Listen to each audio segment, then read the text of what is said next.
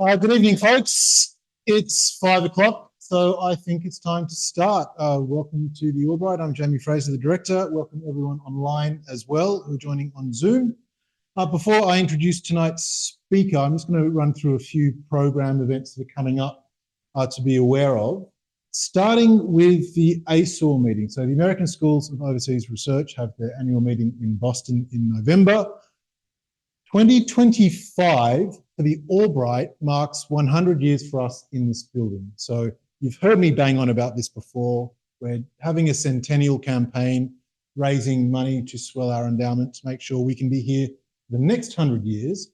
But part of that is having a special panel session in the AIAR conference. So there's several speakers, myself included. So if anyone is at that meeting in Boston, it's the 21st of November, which is Thursday, 4:30 in the afternoon. Come and hear all about the Albright over the last 100 years. And then later that evening at 8 o'clock in the conference hotel in Boston, there's a big reception to honour the Albright centenary.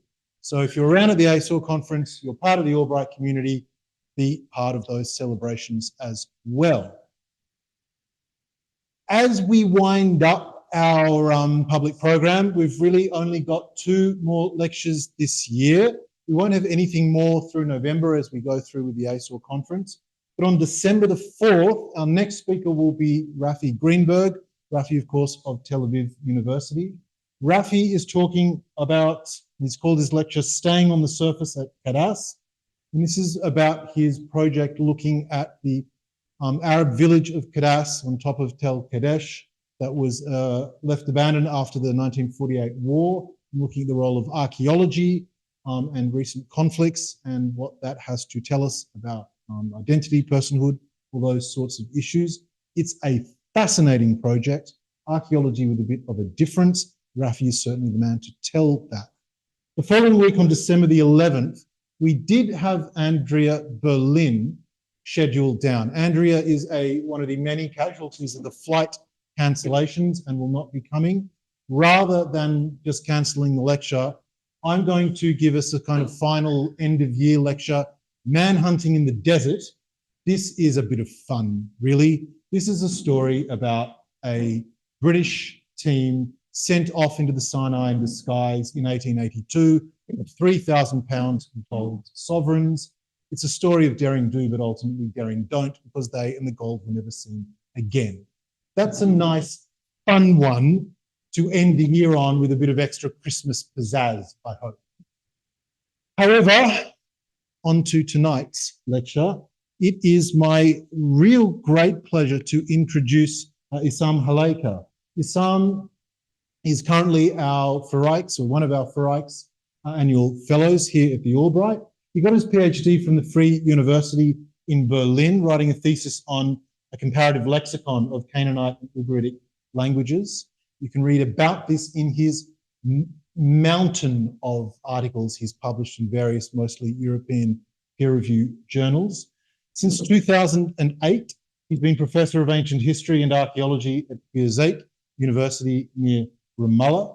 His research interests include Canaanite languages and epigraphy, Canaanite and Aramaic lexical and linguistic strata in modern Palestinian colloquial dialects, Egyptian scarabs from the Middle and Late Bronze Ages, Canaanite stamp seals, and ancient coinage in Palestine.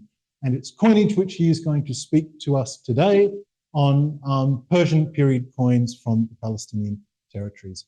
Please welcome Issam.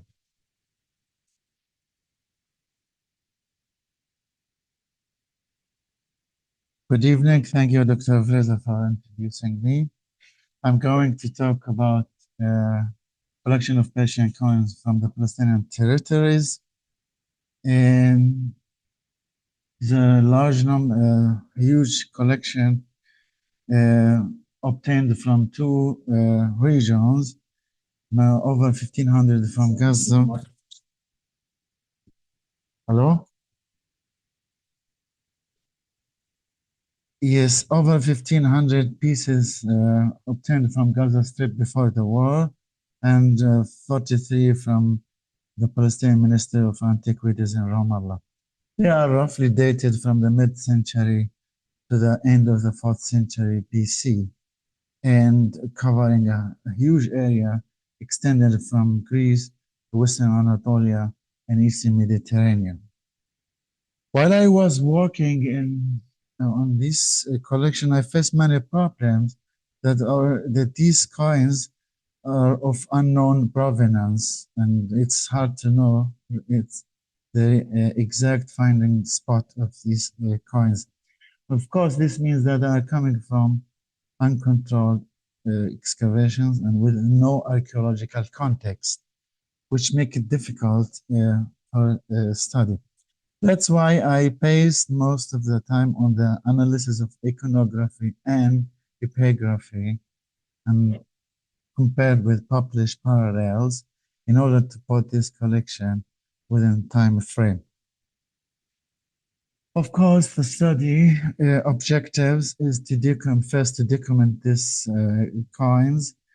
It became an urgent necessity to document all these coins after the destruction of the building that had contained these coins in Gaza during the ongoing war. And the second is to analyze the iconography and the epigraphy in order to enrich our knowledge in the field of Persian numismatics in the Levant, as well as to study the monetary system and level of circulation of these coins during the Persian period within the boundaries of the Western satrap of the Persian Empire. And of course, the last is to publish this material in a book or online and to make it available for scholars, researchers, and students. The area where these coins come from, according to the minting place, extended from Attica in southern Greece to Western Anatolia and the Mediterranean coast, as well as southern coast, Philistia and Samaria, the mountain areas of Samaria, and some of them come from the south, from Idumean. But I classify these coins according to the minting place and according to epigraphy and iconography, and I came out with these groups. The oldest is the Lydian. I have one piece at least till now that dated to the mid-century BC, before or in the it's dated to the pre-Persian period. And the other, some Persian imperial and Persian regional, or issued by satrapies or satraps of Lydia, Cilicia, and Garia, and other. There's a huge amount of Phoenician coins among our collection, and archaic Greek, which is going to be beyond the scope of this study. And we have Athenian and the Philistian of many types, as well as 17 coins of Samarian origin. I start with these groups. The oldest is the Lydian one. It looks like sigiloi, silver sigiloi, but it has what looks like a lion's head to right, and here two opening incuse or punches. This is, up to my knowledge, is the oldest piece in our collection. Imperial Persian also represented in this collection. We have dairy coins with a Persian king in running stance, having a dagger and probably a bow in his left hand. And this was circulated among the region inside the Persian Empire, which is, as you see, this pink, really color. Another collection issued by the satraps, the Persian. I mean, when West Anatolia came under Persian control, and they appointed their governors. They obtained the right to strike coins in exchange of their loyalty to the Persian king. So that's why we find on the up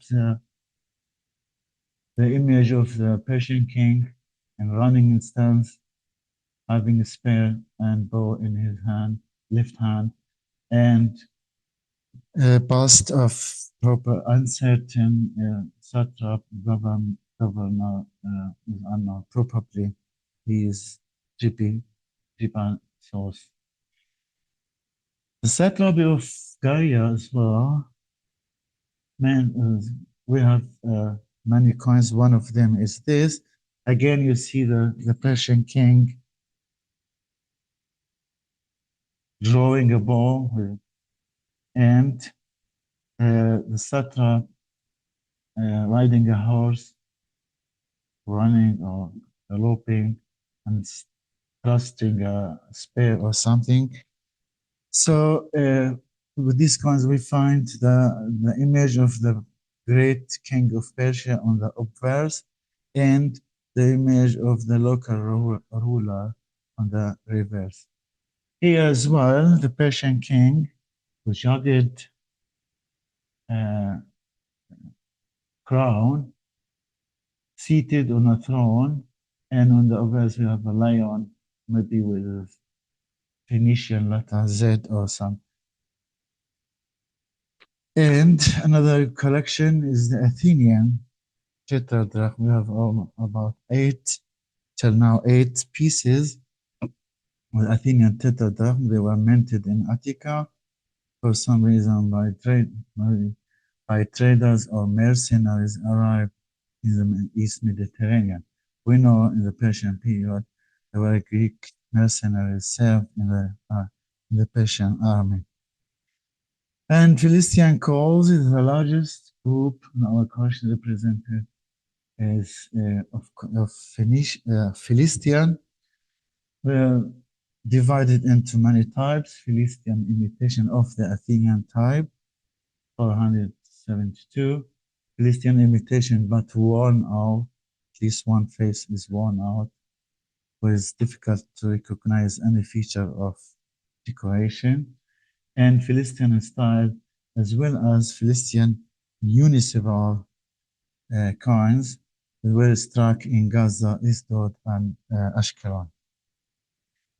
So this is samples of the Philistian fine imitation of the Athenian coin, as well as the rough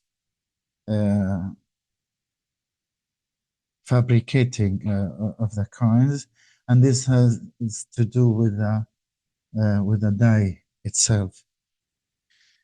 Philistian styled coins, as you see, we have the head of Athena here and the owl of Athena with the Athenian owl, but some additional motive was added here.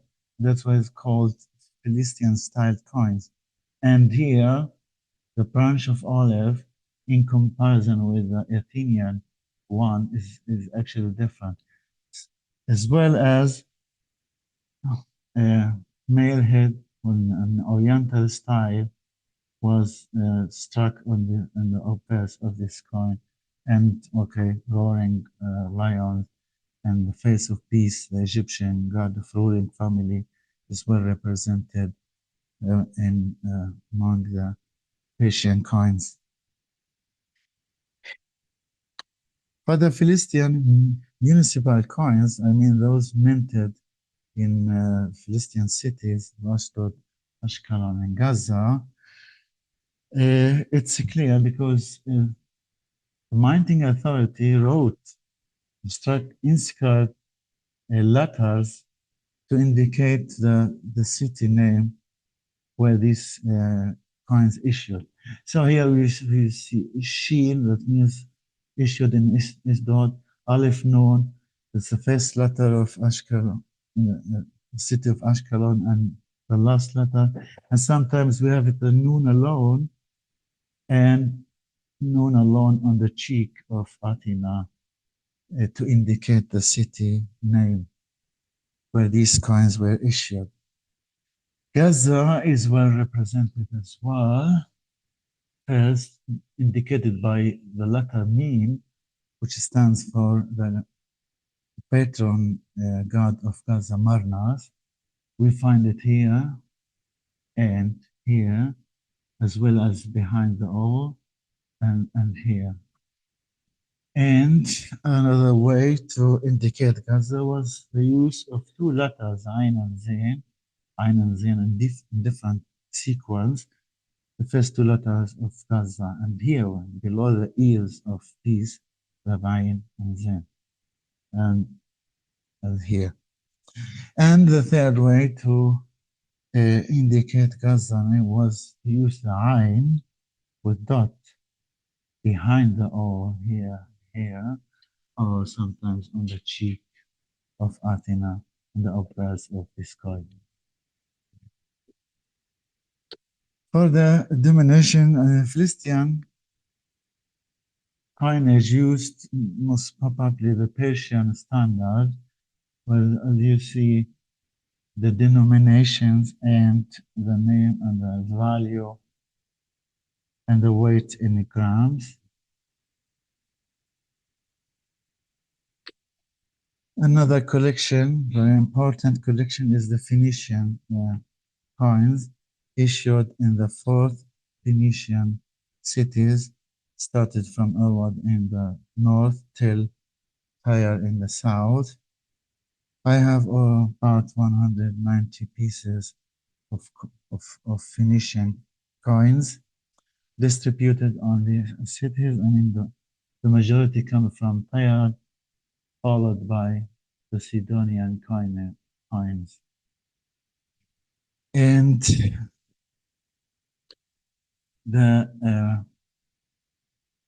when the Phoenician cities came under Persian control, Persian domination, of course they were granted the right to strike coins in exchange to their loyalty to the great king.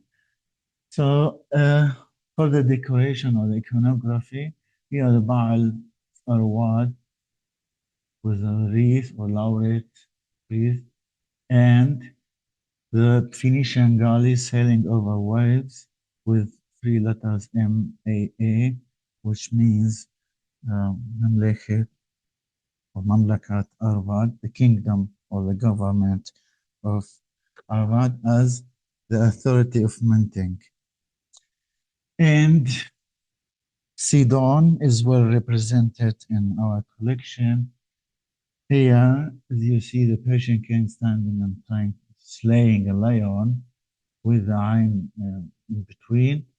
The same image is struck here, but with Ain Bed, probably means Abd Ashtar, the ruler of Sidon, who ruled in this period. And again, we have it here.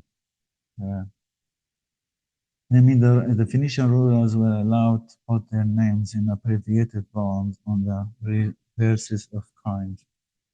And here we have date, which indicate Baal Shalem II was ruler of Sidon.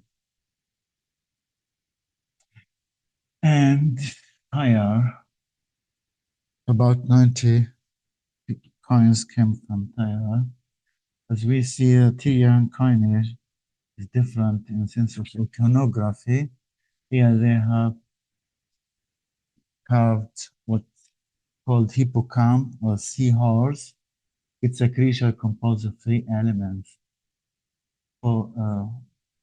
Head of a horse, which represents the earth, or the first animal on earth at that time, and wing of a bird, here represent the air, and a tail of dolphin, which is also the first sea animal.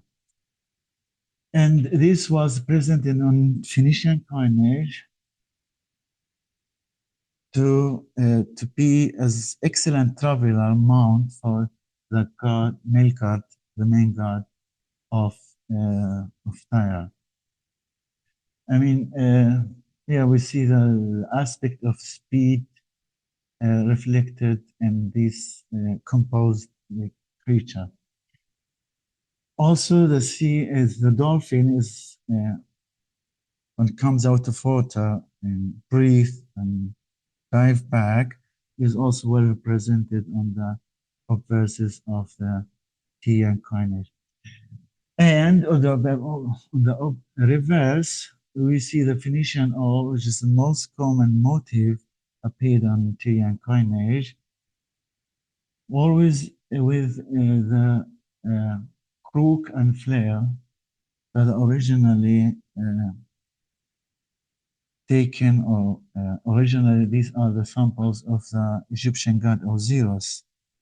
And here we see actually Egyptian influence in the Tyrian coinage. And another designation of owl, but with meme, could probably indicate the first letter of a local ruler.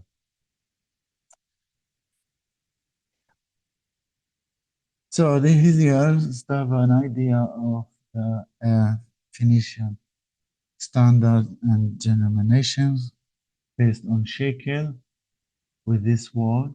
At the beginning, Tyre used the Phoenician standard, which was heavier than the Attic one, and then at the beginning of the 4th century, they changed to Attic standard, which is almost 8 point something grams of silver.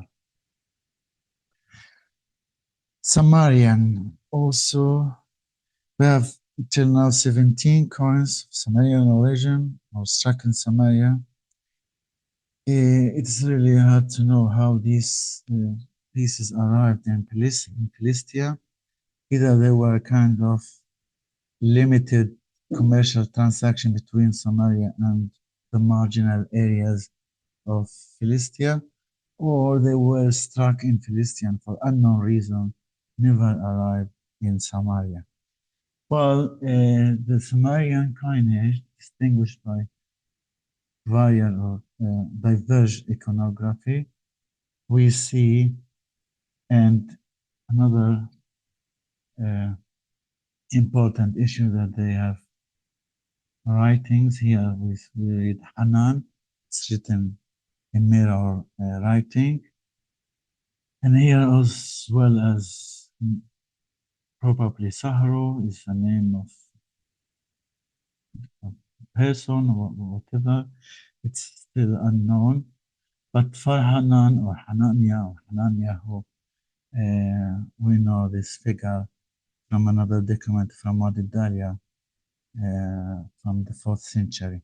So most probably he was the ruler of Samaria under the Persian control. Again, we have a horn, a mythical animal, horned animal, and a bowl with some illegible letters here. We have, as you see, maybe the Persian satrap with this Persian tiara, and the cow turning head to the back, probably suckling a calf, and crouching stag on the obverse of this coin. The last coin probably can be called Idumean. Idumean coins or coinages actually recent. Is the term recently appeared in literature, mostly probably used by Dr. Gittler and Tal in their work. And they use this term to signify the metal monetary system used in southern Palestine during the Persian period.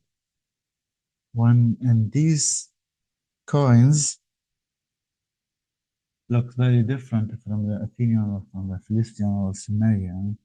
And since they were made or struck from a worn day, the worn was convex in form, so producing a concave shape or what's called dome shape with shallow margin.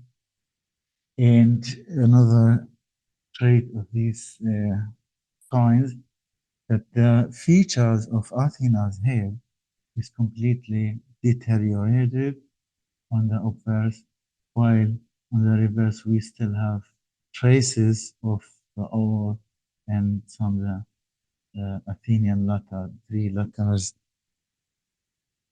And they some of them are gray in color, so they call this collection Idumean.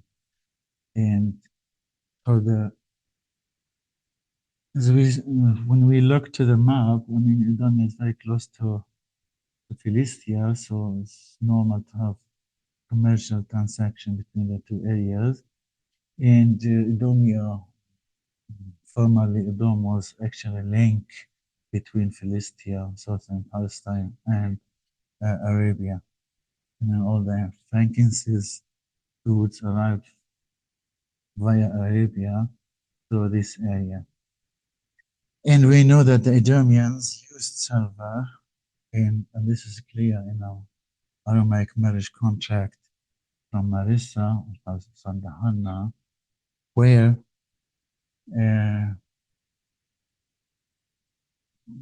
someone paid dowry payment for his wife in silver. So we have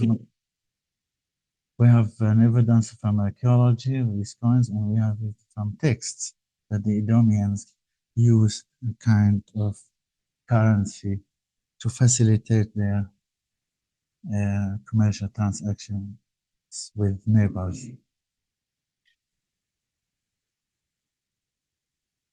Another phenomenal problem found with these coins is that these cuts. At the beginning, I thought these were made by antiquity dealers in order to test if this was made of pure metal or pure silver or not. But then I found out when I found out that this is an ancient intentional cut was carried out by officials who were in charge of mint in order to test the purity of metal, in order to validate or to refute the coin authenticity. And with this way, they have discovered whether the coin was made of pure silver or just bronze alloy plated with silver leaf. And you see again here. And another question, there are many pieces, we can call them silver plated coins. I mean, they are made of bronze alloy, covered or plated with leaves of silver. So the question, were these coins fake coins or circulated among the ancient societies? So probably during the political and economic crisis, there was a shortage in silver as raw material for fabricating coins, and the people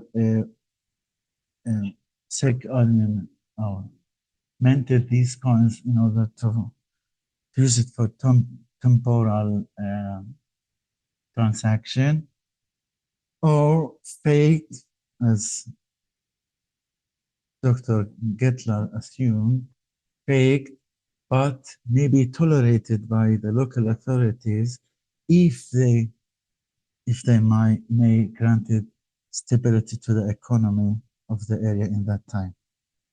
Or could be, as Michiror and also Gettler assumed, that could be that these issues can be considered supplementary issues to the real or authentic coins. This means that when the city struck coins and they were not enough or did not meet the financial needs of the city, they were supplemented by these silver-plated coins. This is still difficult to determine if they are really circulated or just fake coins. And some coins were found cut. Now, this is also intentional cut, ancient intentional cut.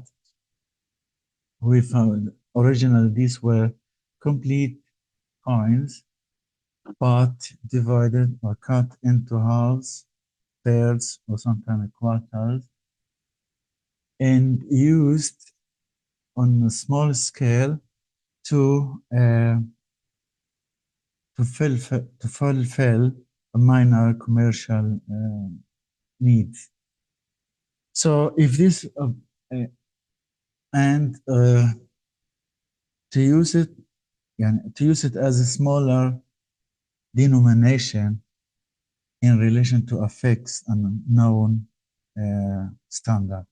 So for example, if this whole or ball 1 gram and its value is 1/4 shekel, and if we divide it to buy a sheep or lamb, then this piece is becoming 1/8 of a shekel. So we have a small denomination more to fulfill the small or minor needs. As for circulation, after studying these coins, as probably they were used in 3 levels of circulation. Sure, these coins were minted in order to enter the monetary system and to facilitate a commercial transaction between the cities within the Persian Empire. So the first level was international circulation, and this is applicable to the Athenian coins, the Philistian imitation of the Athenian coins, and the Persian imperial coins. With these 3 types were used for international trade. And the other level, regional circulation, which is actually applicable for the Phoenician coins minted or struck in the Phoenician cities of Orwad, Byblos, Sidon, and Tyre. And the third was limited circulation among the Philistine cities. This can be called municipal coins or intra-city monetary system that were circulated between the Philistine cities as Gaza, Asdod, and Ascalon.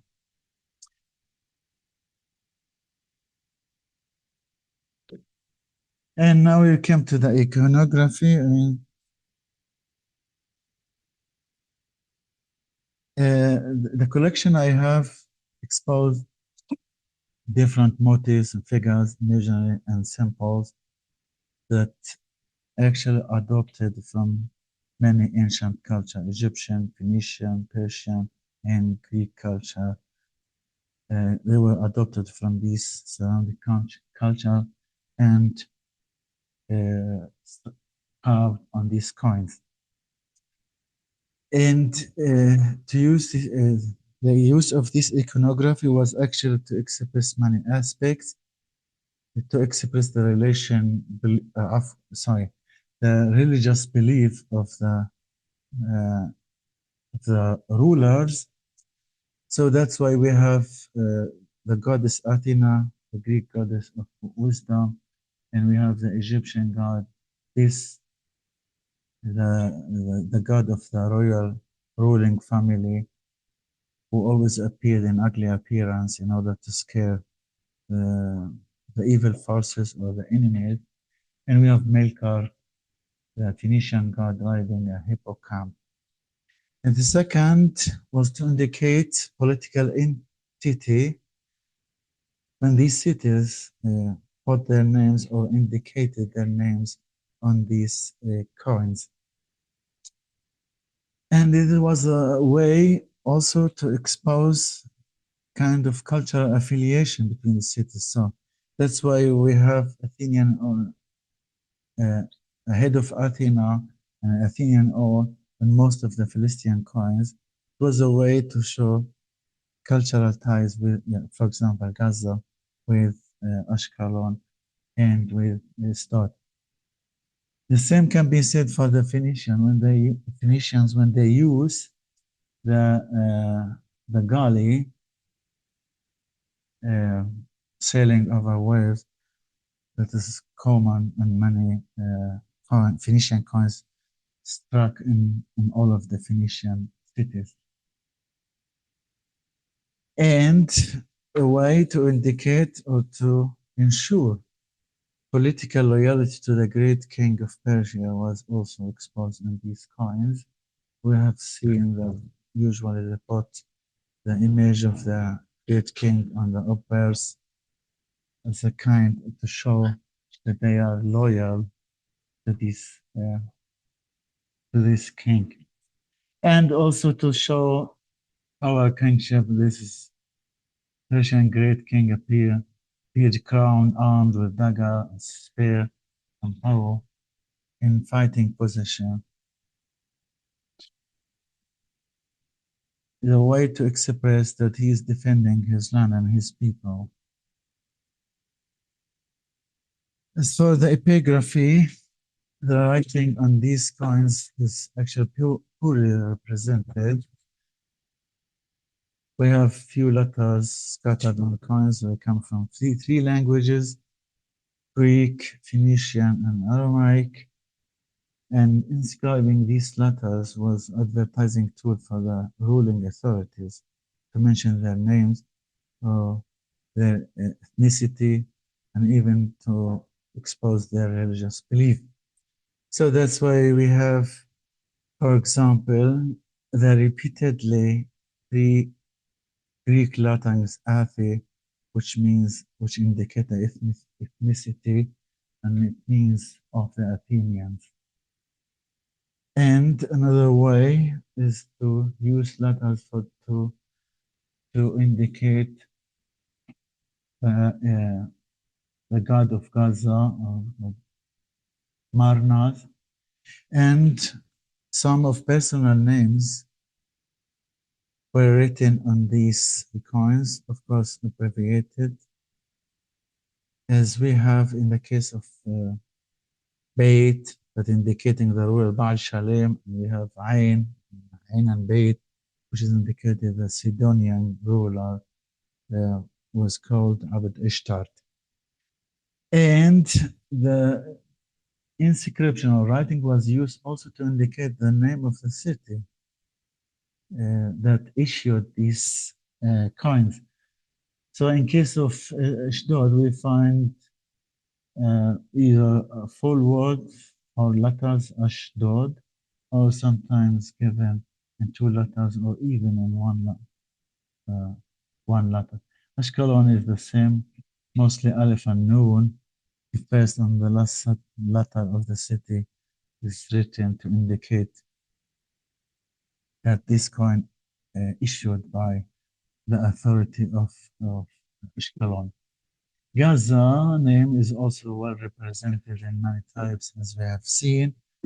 So, and we have also a kind of numerical writing appeared on vertical and horizontal strokes, which indicate the date of issuing this coin in relation to the ruler, the local ruler.